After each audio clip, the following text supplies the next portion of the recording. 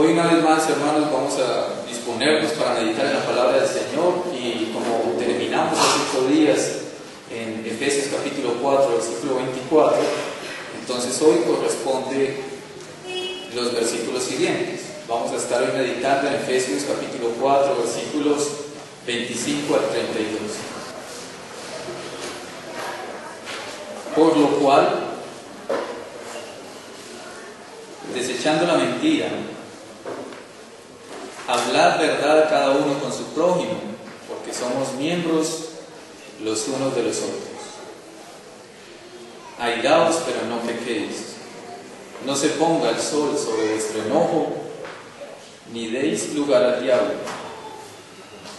El que hurtaba, no hurte más, sino trabaje, haciendo con sus manos lo que es bueno, para que tenga que compartir con el que padece necesidad. Ninguna palabra corrompida salga de vuestra boca, sino la que sea buena para la necesaria edificación, a fin de dar gracia a los oyentes.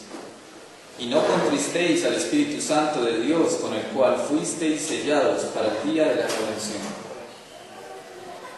Quítense de vosotros toda amargura, enojo, ira, gritería y maledicencia y toda malicia.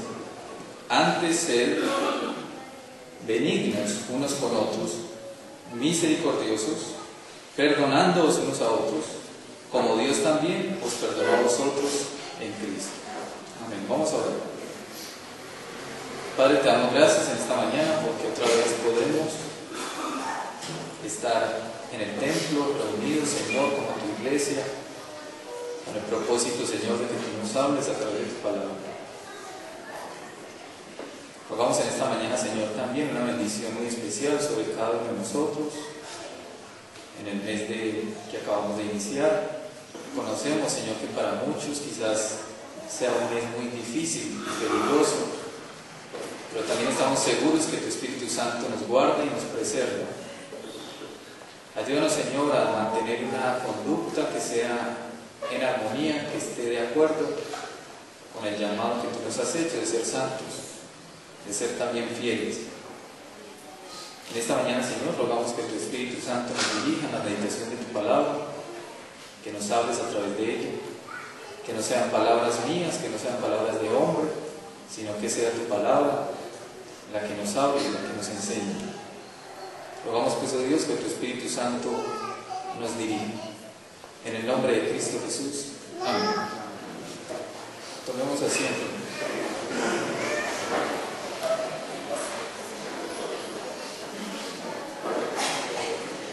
Bueno, una de las primeras cosas, o de algunas de las cosas que estuvimos diciendo hasta hace unos días, referentes al capítulo número 4 y capítulo 5 de Efesios,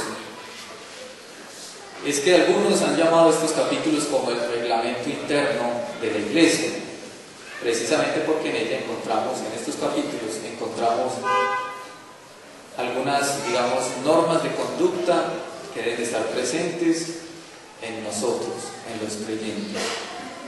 También decíamos que todas estas normas son solamente aplicables a aquellos que ahora son parte de la institución más importante que pueda existir en esta tierra, y es la iglesia, la esposa de Cristo. Así que si usted es parte de la iglesia de Cristo, entonces estas cosas que hablaremos hoy son precisamente para usted y para mí. En tercer lugar, también decíamos que los capítulos 4 y 5 de Efesios nos hablan por lo menos de 5 maneras en las cuales el cristiano debe de andar. Y una de las primeras maneras la encontramos en el versículo 1 del capítulo 4. Básicamente estábamos diciendo que el cristiano debe de andar en unidad. Y hace 8 días comenzamos en el versículo 17 y hoy veremos hasta el 32. En estos versículos encontramos entonces que se nos exhorta a un andar en santidad. Y si notamos el capítulo 5, vamos a encontrar, y esto lo vamos a ver más adelante, pero el capítulo 5 habla también de que debemos de andar en amor. También habla de que debemos de andar en luz, como hijos de luz. Entonces la pregunta en esta mañana que pretendemos poder responder con la ayuda del Señor es: ¿cómo vive el hombre nuevo? ¿Cómo ha de vivir el hombre nuevo? Y para ello vamos a dividir el texto por lo menos en 3 puntos principales. El primer punto será los principios de la nueva vida, entendiendo la palabra principios como normas de conducta. Entonces, los principios de la nueva vida. En segundo lugar, hablaremos de la causa de la nueva vida, o el generador de la nueva vida. Los principios de la nueva vida, en segundo lugar, la causa de la nueva vida, y en tercer lugar, el modelo de la nueva vida. Los principios, en primer lugar, la causa y el modelo. Así que vamos a iniciar mirando por lo menos unos principios o normas de conducta que los primeros versículos que leímos hoy nos llaman a vivir. Vamos a estar hablando por lo menos de 4 vicios del hombre, digámoslo así, viejo, cuando aún no éramos cristianos, y por lo menos 4 virtudes que deben de estar presentes en el creyente. El cristiano es llamado a cambiar lo viejo por lo nuevo, como lo dice Romanos capítulo 2, versículo 21. Vence con el bien el mal. En otras palabras, no es suficiente con dejar de hacer lo malo, es necesario hacer también lo bueno. Vencer con el bien, vencer el mal. En el versículo 25 vamos entonces a encontrar esa primer virtud que debe estar presente en el cristiano. El versículo 25 comienza diciendo: por lo cual. Y ese por lo cual nos está indicando una conexión que hay entre el versículo 25 y el versículo 24, que es el inmediatamente anterior. En el versículo 24 dice que nosotros ahora hemos sido vestidos del nuevo hombre, y este nuevo hombre ha sido creado una sola vez para siempre, conforme a Dios, en la justicia y en santidad. Cuando hablamos de justicia, también indica esa relación que debemos de mantener con nuestro prójimo. En otras palabras, hablamos de esa segunda tabla de la ley, los mandamientos que tienen que ver con el prójimo. Y cuando hablamos de santidad, tiene que ver precisamente con nuestra relación con Dios. Así que nosotros nos hemos despojado del viejo hombre y hemos sido vestidos con el nuevo hombre. Este nuevo hombre, entonces, ha de desechar la mentira. Y la mentira, en primer lugar, rompe la comunión en la iglesia. Cuando no se habla verdad, cuando no hay verdad en nosotros, se rompe la comunión entre nosotros. Es posible que Pablo hubiera comenzado precisamente con la mentira, porque la mentira es uno de aquellos vicios que más fácilmente prevalece en nosotros. Yo creo que todos somos conscientes que para nosotros es muy fácil, muchas veces, mentir, a tal punto que hacemos expresiones más católico-romanas como mentiras piadosas, lo cual no existe. No hay tales mentiras piadosas. Así que es posible que Pablo hubiera comenzado con el tema de la mentira, porque es uno de esos vicios que muchas veces prevalece aún después de haber sido vestidos con el nuevo hombre. En primer lugar, el apóstol Pablo está hablando a la iglesia. El versículo 25 continúa diciendo: desechando la mentira, hablad verdad cada uno con su prójimo. Pero este hablar verdad cada uno con su prójimo implica mucho más que lo que sale de nuestra boca. Implica mucho más. Implica desechar o expulsar cualquier tipo de engaño en nuestras acciones. No es solo lo que sale por la boca, es cómo estamos viviendo cada uno de nosotros. Así que vamos a tratar de mirar al menos algunos ejemplos de cómo nosotros podemos hoy estar practicando la mentira. Algunas de formas de mentiras es, por ejemplo, el fingimiento. Hermano, yo lo amo mucho. El fingimiento. Eso es mentira. Otra forma de mentira es exagerar, y en eso yo creo que nosotros somos muy buenos, antioqueños al fin y al cabo, ¿no? Exageramos con gran facilidad, creo que eso no hay que explicar. Otra forma son las patrañas. El diccionario dice que patraña es una mentira o falsedad grande y complicada que se dice o se cuenta de alguien. Es como cuando nos dicen a nosotros, usted enreda hasta una pestaña, ¿cierto? Bueno, esa es otra forma de mentir. Otra forma son las añadiduras. Contamos la verdad, pero algo le añadimos. Y generalmente eso que añadimos no es bueno. Otra forma de mentira son las trampas. Trampas en los negocios, por ejemplo. Trampas en el estudio, los que estudian. El pastel para el examen. Eso es una trampa, eso es una forma de mentira. Otra forma son las excusas.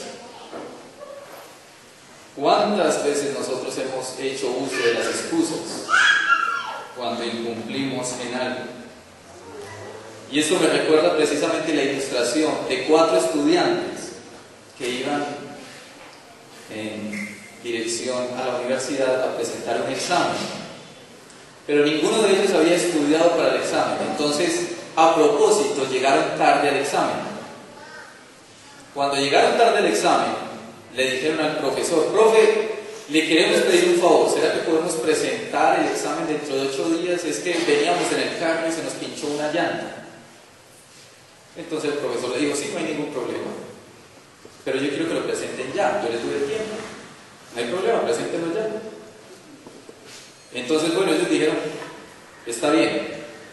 Le entregaron la hojita con el examen y tenía una pregunta por la parte de adelante y otra por detrás. Ellos solamente miraron la de adelante y vieron que la primera pregunta era una pregunta supremamente fácil. Ellos dijeron: este está ganado,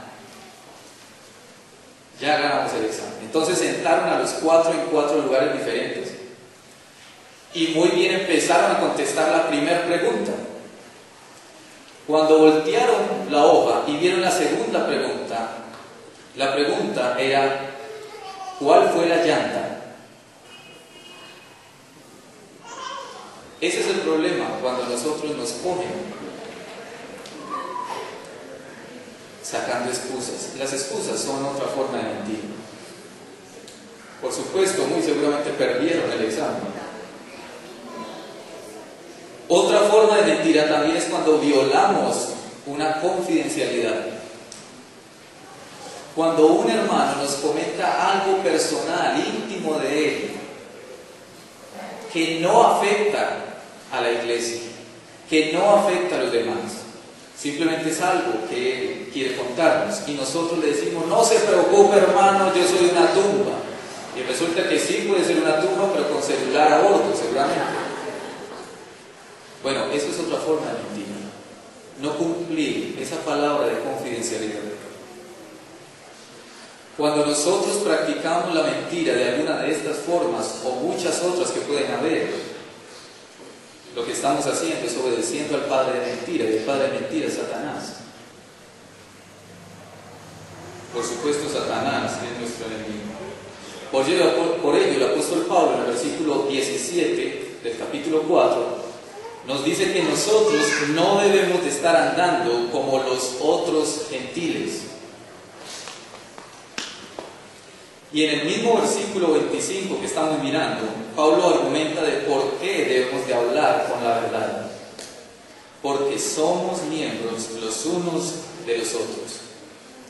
En otras palabras, hermanos, nosotros no podemos pretender creer que cuando yo no hablo la verdad, el único que se está perjudicando soy yo. Cuando yo no hablo, cuando yo no practico, cuando yo no vivo en la verdad, entonces lo que yo estoy haciendo es afectando también al cuerpo. Y el cuerpo son ustedes. El cuerpo es la iglesia del Señor. Los otros gentiles, como dice el versículo 17 del capítulo 4, andan en la vanidad de su mente, ajenos de la vida de Dios, a la vida que Dios ofrece, y en medio de todo tipo de impureza y falsedad. Pero el versículo 20 dice que nosotros no hemos aprendido así de Cristo. En otras palabras, Cristo es nuestro ejemplo, y Él no nos ha enseñado de esa manera. Así que practicar la verdad entre nosotros no debe ser tampoco meramente un cumplimiento a un mandato, sino que debe ser una conciencia de quién nos ha enseñado a nosotros. Cristo es el que nos ha enseñado a nosotros, y Cristo no nos ha enseñado a vivir ni practicar la mentira, sino la verdad. En el versículo 26 encontramos esa segunda virtud. Entonces la primera virtud es hablar la verdad. La segunda virtud, versículo 26, dice: airaos, pero no pequéis, no se ponga el sol sobre vuestro enojo, ni deis lugar al diablo.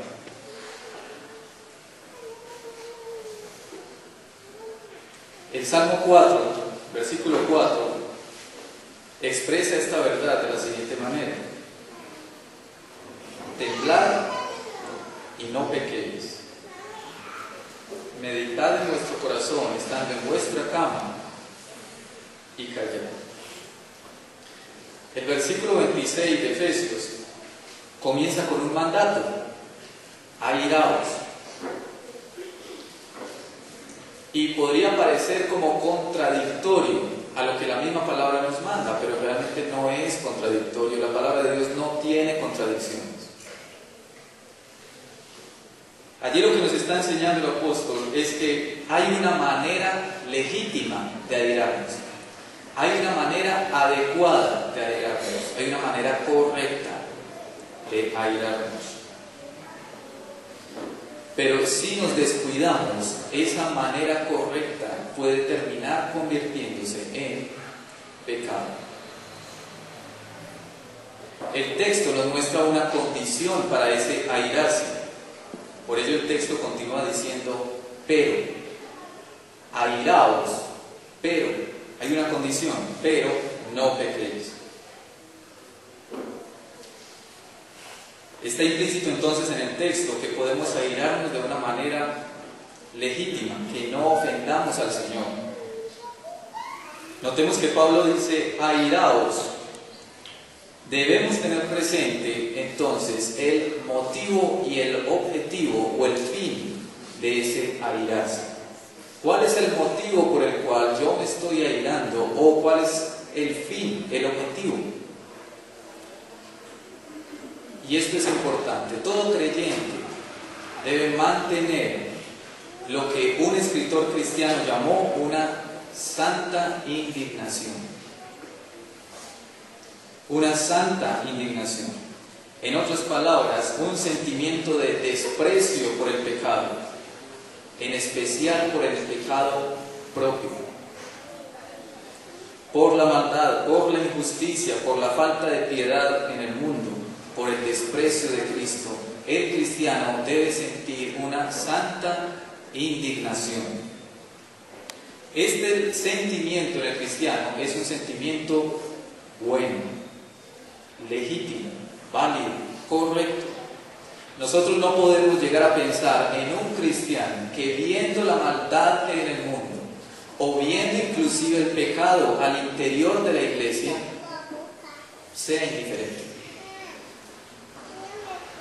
Si verdaderamente amamos al Señor, entonces cualquier forma de pecado en nosotros y en cada uno de la iglesia y en el mundo debe de provocar en nosotros una santa indignación.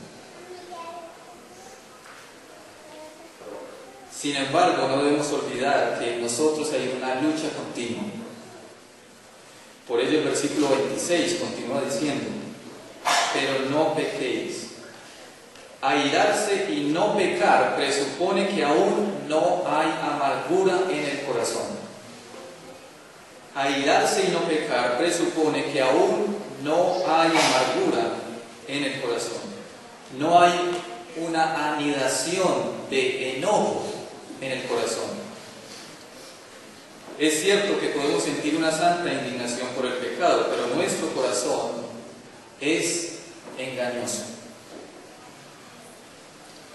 Y en ocasiones amar al pecador y desechar su pecado es una cosa bastante difícil. Y allí dependemos obviamente de la ayuda del Señor, de la ayuda de su Espíritu Santo. Pablo lo dijo de la siguiente manera en Romanos capítulo 7, versículo 23.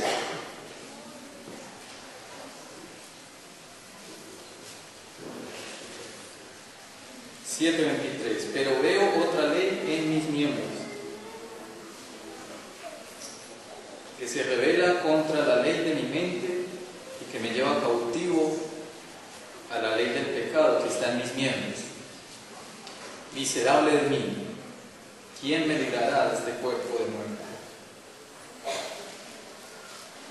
Precisamente cuando permitimos que el enojo se anide en nuestro corazón, precisamente ahí es donde está el peligro para el creyente.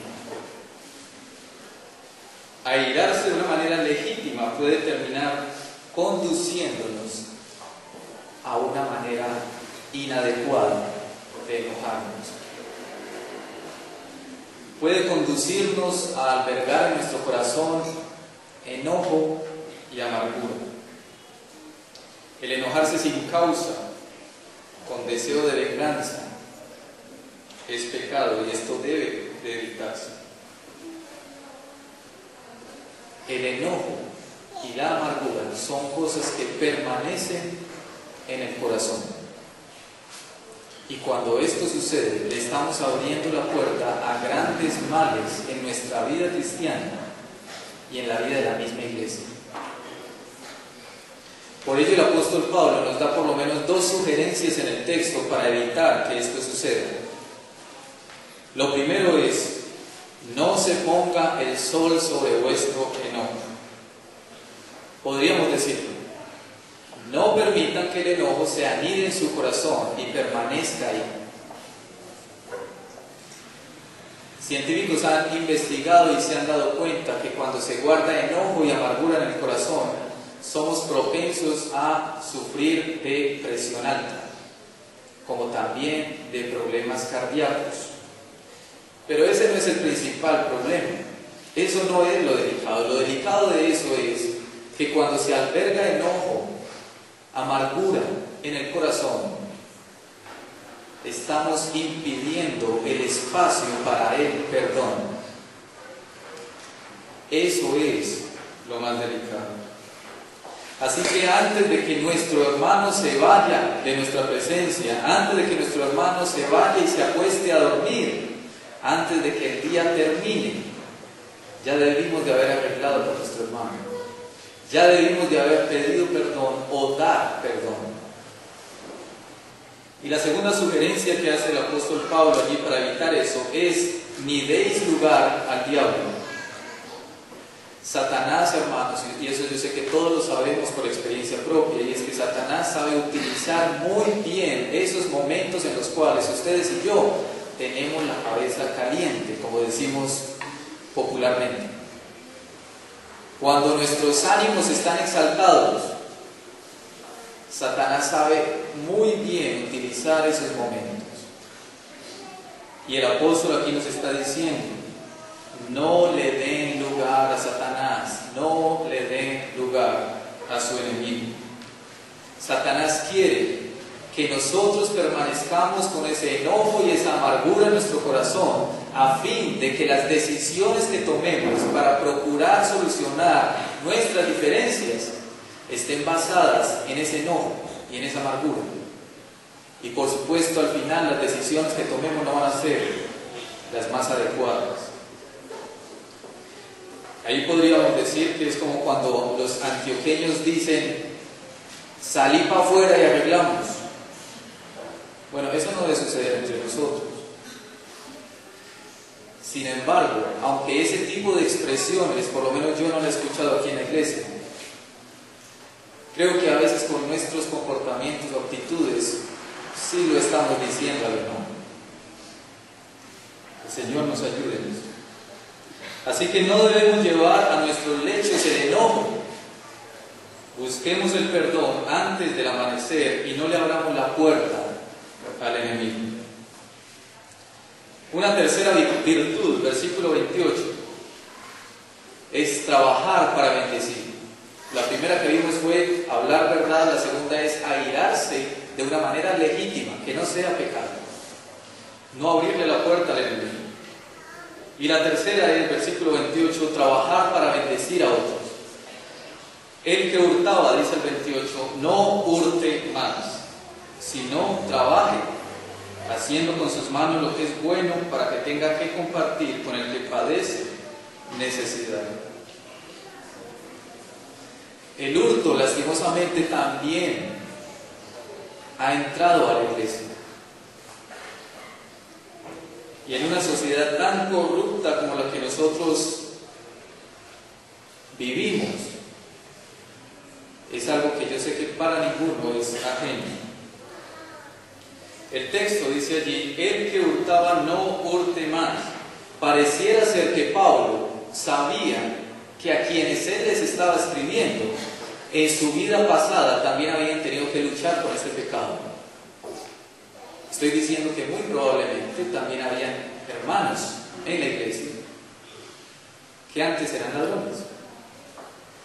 Por lo tanto, Pablo les está diciendo: bueno, el que hurtaba, ya no hurte más. Pero como lo dijimos desde el principio, no es suficiente con dejar de hacer lo malo, es necesario también hacer lo bueno. Por eso Pablo dice: el que hurtaba, no hurte más, sino trabaje. En otras palabras, el apóstol nos está diciendo, o nos está llamando a cada uno de nosotros a mantener una vida cristiana que se caracterice por la honestidad. A ser honestos. Hay un dicho popular que dice que la pereza es madre de todos los vicios. Y muy seguramente entre esos vicios entra, por supuesto, el hurto. La indigencia económica con frecuencia es el producto de la pereza y contribuye a una ética tan baja que conduce al hurto. Pero es posible, hermanos, que en medio de nosotros, quizás usted esté diciendo: ay, bueno, pero yo no soy de esos ladrones, de esos grandes estafadores que hay en el mundo, entonces esto no aplica tanto para mí. Entonces quiero que pensemos por un momento en algunas formas en las cuales nosotros podemos estar practicando el hurto. Una forma es prestar libros y no los devuelvo. Otra forma es prestar dinero y no lo pago. Otra forma es comprar o coger contrabando. Eso es otra forma de hurto. Otra forma también es comprando o inclusive algunos produciendo piratería. Resulta que la película que yo quiero ver original vale 90,000 pesos, pero en el parque vale 2,000. Entonces vamos para el parque. Esa es otra forma de robo. Otra forma también a los que nos gusta leer mucho es sacarle fotocopia a los libros. ¿Cierto? Me sale más barato, entonces voy y le saco unas cuantas copias y luego devuelvo el original al dueño. Bueno, esa es otra forma de robar. Otra forma también es escatimar lo que es justo. Usted llega a un almacén y va a comprar un electrodoméstico y ya sabe más o menos cuál es el precio justo de ese electrodoméstico, y en ese almacén le están dando el precio justo del electrodoméstico, pero inmediatamente, como buenos antioqueños que somos, lo primero que decimos es: ¿y en cuánto me queda? ¿Cuál es el descuento? ¿En cuánto me queda por ser a mí? Bueno, esa es otra forma de robo. Si yo sé que el precio es justo, yo pago lo que es justo. Y algo también muy triste es que inclusive allí terminamos también siendo mentirosos, porque decimos: ¿en cuánto me queda a mí? Es que no tengo más. Es que vea, traje lo precisito. Bueno, esa es otra forma de robar. Otra forma es pagarle mal a los trabajadores. Si usted tiene un trabajador y usted sabe que se merece tanto y usted le da menos, bueno, entonces está robando. Otra manera también es trabajar con desgano. O cuando estamos en jornada laboral y yo tengo que sacar mi tiempito para ir a tomarme mi tinto y pegar una conversadita con fulanito o con fulanita, sabiendo que estoy en tiempo laboral. Eso igualmente es robar. La lista yo creo que sería enorme. El punto es que yo creo que todos somos conscientes que de alguna manera, si no es de muchas maneras, hemos estado practicando o hemos estado siendo también cómplices de robo, de hurto. Así que Pablo por eso nos dice: el que hurtaba no hurte más, sino trabaja. Y es que Pablo les está recordando algo que Dios mismo instituyó desde el mismo Edén, y es el trabajo. Y si Dios lo instituyó, entonces el trabajo es bueno, porque Dios es bueno. Todo lo que Dios hace es bueno. Así que el cristiano debe de mantener una conducta o una actitud adecuada frente al trabajo. En primer lugar, el cristiano no debe ser perezoso para el trabajo. El cristiano debe caracterizarse por ser un hombre y una mujer trabajadores. Igualmente, entonces, el cristiano debe entender que el trabajo es una bendición de Dios, pero no es Dios. El trabajo es una bendición de Dios, pero el trabajo no es Dios.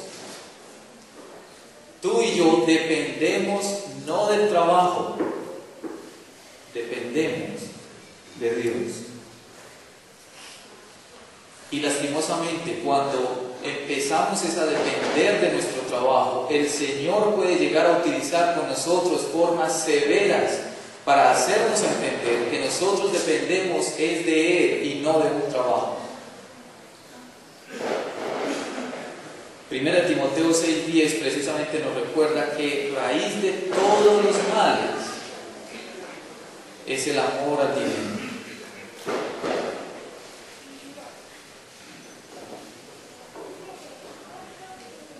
En tercer lugar, el cristiano frente al trabajo también debe ser un hombre y una mujer creativos, industriosos, emprendedores, como lo diríamos nosotros aquí en Antioquia, echados para adelante. 1 Tesalonicenses 5:14, Pablo nos dice: también os rogamos, hermanos, que amonestéis a los ociosos, que alentéis a los de poco ánimo. Así que entre nosotros, hermanos, no deben de haber hermanos ociosos, perdiendo el tiempo. Y en cuarto lugar, debemos entender que el trabajo debe de ser una bendición para otros. Nuestro trabajo debe ser una bendición o una manera de bendecir a otros. No debemos tener un pensamiento egoísta. Estoy trabajando para llenarme mis bolsillos, para aumentar el saldo de mi cuenta en el banco. Más bien el cristiano trabajando debe pensar en tener un corazón que se deleita en dar. Hechos 20:35. En todo os he enseñado que trabajando así se debe ayudar a los necesitados y recordar las palabras del Señor Jesús que dijo: más bienaventurado es dar que recibir. Así que el trabajo también ha de ser una forma en la cual nosotros estemos bendiciendo a otros. Cuando el Señor te bendiga, te dé abundantemente, entonces piensa: ¿a quién puedo bendecir con un poco de lo que el Señor me ha dado? Y el versículo 28 continúa diciendo: haciendo con sus manos lo que es bueno. Y esto es una advertencia. El trabajo también deberá estar en armonía con nuestro llamado: santos. En otras palabras, el trabajo deberá estar en armonía con lo que es verdadero, con lo que es justo, con lo que es amable, con lo que es de buen nombre, con lo que tiene virtud alguna y algo digno de alabanza. Así que nuestro trabajo tampoco podrá ser cualquiera con tal de que estemos produciendo. Por supuesto, nuestro trabajo no podrá ser negocios ilícitos o ilegales o inmorales o que promueven el vicio, como tener una tienda y yo allí estar vendiendo cervezas, aguardientes, cigarrillos, tabacos. Eso no debe suceder en el trabajo de un cristiano. Pablo nos dice que debemos trabajar en lo que es bueno delante de Dios, de acuerdo a su palabra, buscando que Dios sea glorificado y que nuestro prójimo también sea bendecido con nuestro trabajo. Así que el objetivo de nuestro trabajo no será una ganancia egoísta, más bien será bendecir a otros.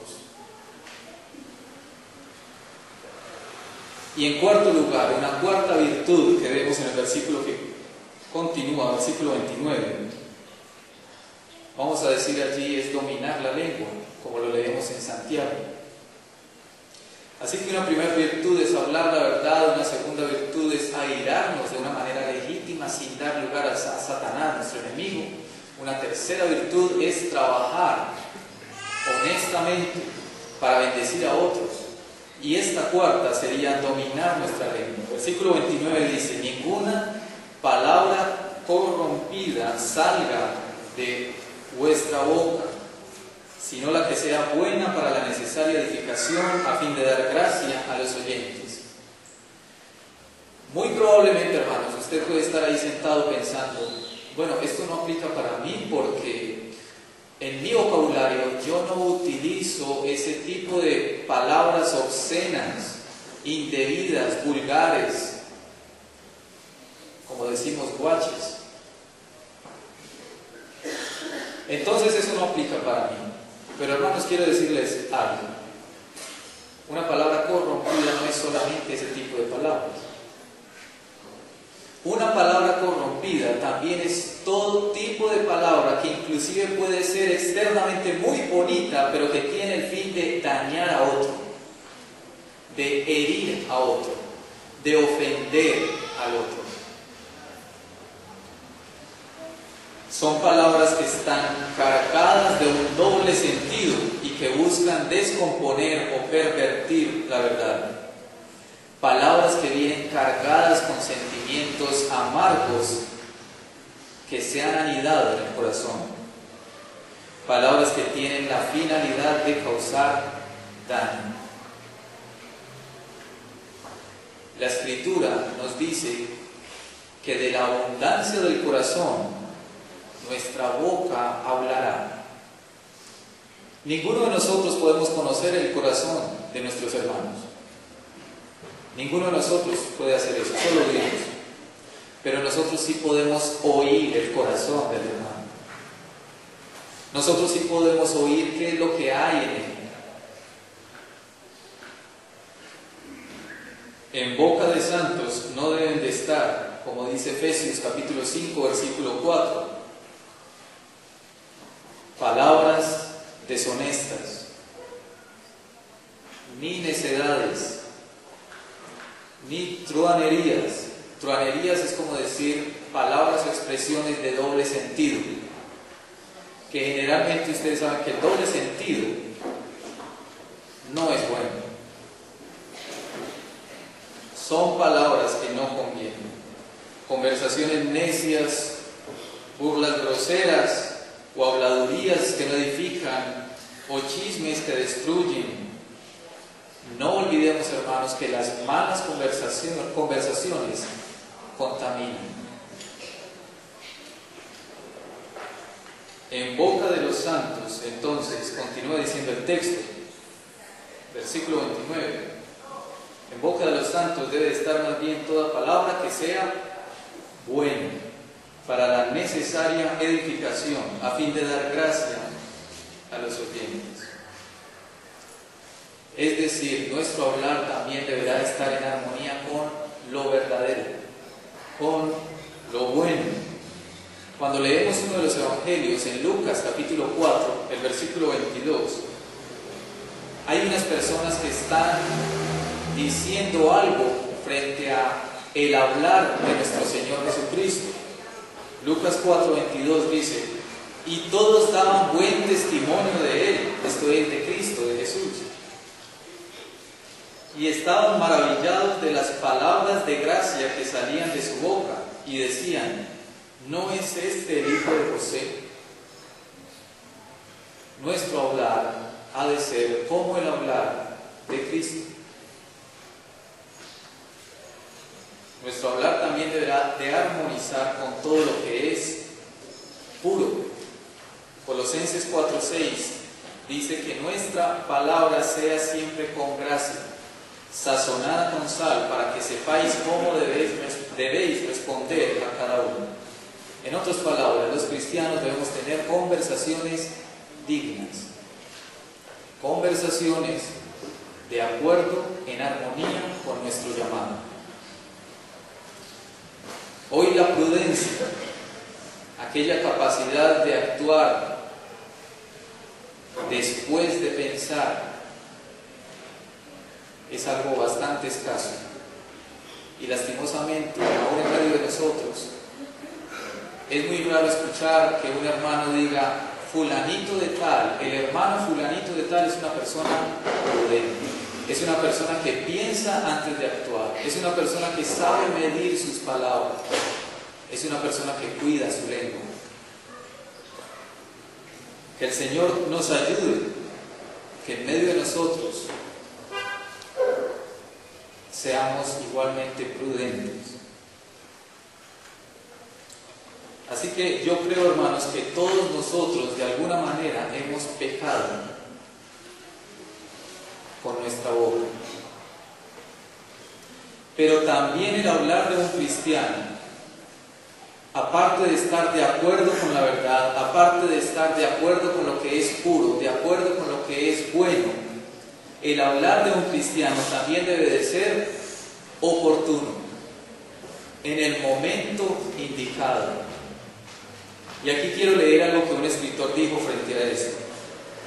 El cristiano no debe de hablar generalidades vagas que convendrían igualmente bien a miles de casos y probablemente también a gentiles o a inconversos.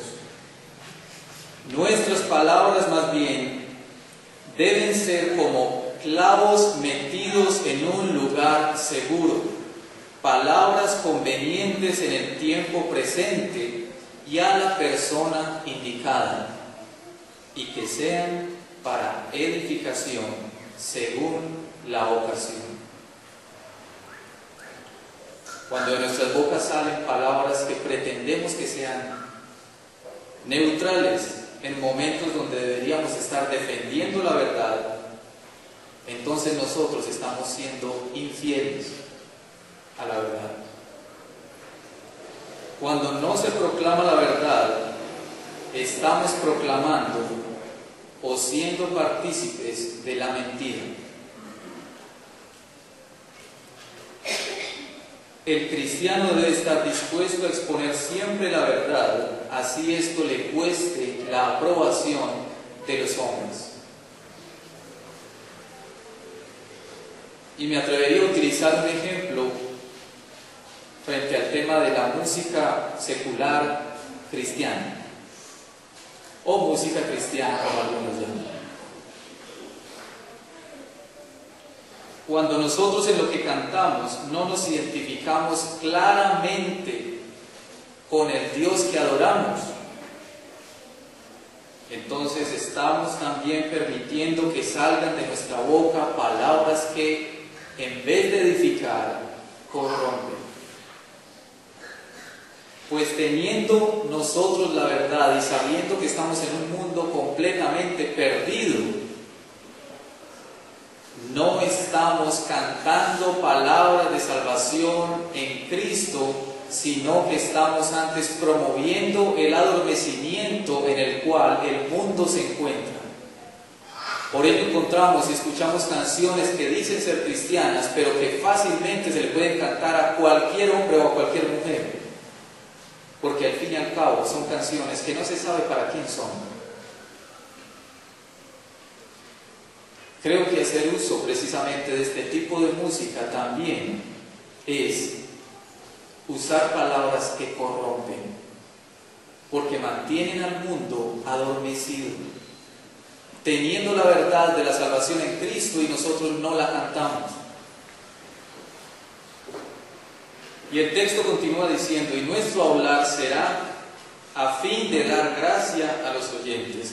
En otras palabras, nuestro hablar debe de ser para bendecir, para beneficio de todos los que nos oigan. Entonces, en esta primera parte vimos por lo menos los principios de esa nueva vida y decíamos que por lo menos hay esos 4 valores o virtudes que deben de estar en el cristiano: hablar verdad, airarnos de una manera legítima sin dar lugar a Satanás.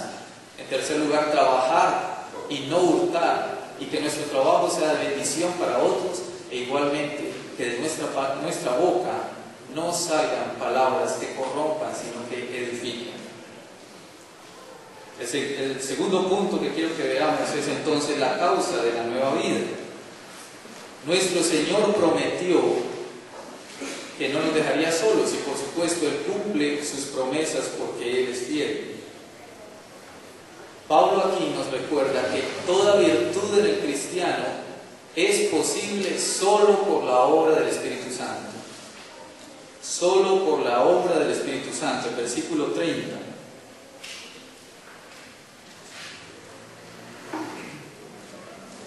Y no contristéis al Espíritu Santo de Dios, con el cual fuisteis sellados para el día de la redención. Y aquí solo quiero que veamos por lo menos 4 puntos de este versículo. Lo primero es que nosotros no podemos contristar a una fuerza ni a una energía. Nosotros solo podemos contristar a una persona. Así que Pablo nos está recordando aquí que el Espíritu Santo de Dios es una persona, no es una energía, no es una fuerza. Es una persona. Y que nosotros podemos contristar al Espíritu Santo cuando precisamente nuestra conducta no es digna de nuestro llamado, sino que nos estamos comportando como los otros gentiles. En otras palabras, no estamos practicando estas virtudes de las que venimos hablando. Cuando no hablamos verdad, cuando nos enojamos injustamente, cuando guardamos amargura en nuestros corazones dando lugar a Satanás, cuando robamos, cuando hacemos uso indebido de nuestra boca, allí estamos contristando al Espíritu Santo, que es la tercera persona de la Trinidad. En segundo lugar, como lo dijimos ahora al principio, es que solo es por el poder del Espíritu Santo que en nosotros puede haber alguna virtud. Por lo tanto, toda la gloria es para Dios y no para nosotros. Así que si usted en este momento se siente gozoso de ver alguna de estas virtudes en su vida, entonces el llamado es a que glorifique a Dios por ello, a que le dé gloria al Señor y le dé gracias a Él, porque es su Espíritu Santo el que lo está haciendo en usted. No es por sus fuerzas, es por Él. En tercer lugar, quiero que notemos algo. No es posible contristar a una persona que no te ama. Por lo tanto, si el versículo nos está diciendo, y el texto, el Señor nos está diciendo que nosotros podemos contristar al Espíritu Santo, quiere decir que el Espíritu Santo nos ama. Esto entonces nos recuerda el amor de Dios que ha sido derramado en cada uno de nosotros, y Él ha derramado sobre nosotros su Espíritu. Es cierto que el Espíritu Santo, Dios, es contristado con todo tipo de inmundicia, no solamente el que vea en la iglesia, con todo tipo de pecado, con todo tipo de iniquidad, de inmundicia que vea en el mundo. Sin embargo, debemos de tener presente que Él se indigna, se entristece de una manera mucho más especial, es cuando ve que el pecado está en sus hijos, en los cuales Él mora. Así que el andar nuestro debe ser un andar como es digno, de acuerdo con aquel que mora en nosotros, el Santo Espíritu. Y en cuarto lugar, el Espíritu Santo está en nosotros y, como lo dice el mismo versículo, nos sella, nos asegura en medio de la lucha personal continua que cada uno de nosotros tenemos. Y algo que también quiero que notemos es que allí el versículo nos está diciendo que Él nos sella para el día. Los hermanos que han estado estudiando durante la semana algo sobre escatología saben que hemos estado diciendo que hay algunos hermanos nuestros de otras posiciones escatológicas que piensan en dos juicios diferentes. Pero nosotros entendemos por la palabra que solamente hay un juicio. Bueno, allí la Escritura nos está confirmando una vez más esta verdad. Allí dice que el Espíritu Santo nos sella para el día, no para los días, sino para el día. Es el Espíritu Santo de Dios el que nos ha dado la vida. Esta vida es eterna y Él mismo se encargará de preservarnos hasta el final. Entonces el Espíritu Santo es persona, nos da la vida, nos sella, nos ama y también nos da el poder en nuestra vida diaria. Así que cuando encontremos algún tipo de virtud en nosotros, glorifiquemos a Dios por ello. Y en tercer lugar, el modelo de la nueva vida. No podemos olvidarnos del modelo perfecto que tenemos. Versículos 31 y 32. Quítense de vosotros toda amargura, enojo, ira, gritería y maledicencia y toda malicia. Antes sed benignos unos con otros, misericordiosos, perdonándoos unos a otros, como Dios también os perdonó a vosotros en Cristo. Quiero que noten que el versículo 31 contiene una lista, algo que inclusive algunos lo han llamado como uno de los catálogos del vicio que utiliza Pablo. Y la lista del versículo 32 es totalmente opuesta. Así que luego de Pablo recordarnos la labor que hace el Espíritu Santo en nosotros, de darnos vida, de purificarnos, de darnos tanto el querer como el hacer, entonces Pablo ahora nos exhorta y nos dice: quítense, en otras palabras, libérense. Libérense de toda amargura, enojo, ira, gritería, maledicencia, y por si algún otro tipo de maldad se me queda por fuera, entonces de toda malicia. de todo tipo de mal. Nosotros, hermanos, somos llamados a quitar de nosotros ese tipo de cosas. Y eso tiene un propósito, a fin de ser conforme a Cristo, el cual se mostró benigno, misericordioso y perdonador. ¿Pero qué es ser benigno? Podríamos decir que una persona benigna, una persona amable, una persona buena, una persona dócil, pero una persona también que está dispuesta a obedecer a su Señor. No podemos pensar en una persona benigna que sea rebelde. Bueno, Cristo mostró su benignidad cuando Él fue obediente al Padre en todo. Él es nuestro ejemplo de benignidad. Una persona misericordiosa es una persona que no guarda el enojo, que no permite que el enojo se anide en su corazón y termine esto convirtiéndose en una raíz de amargura. Y que adicionalmente paga con bien el mal que le hacen.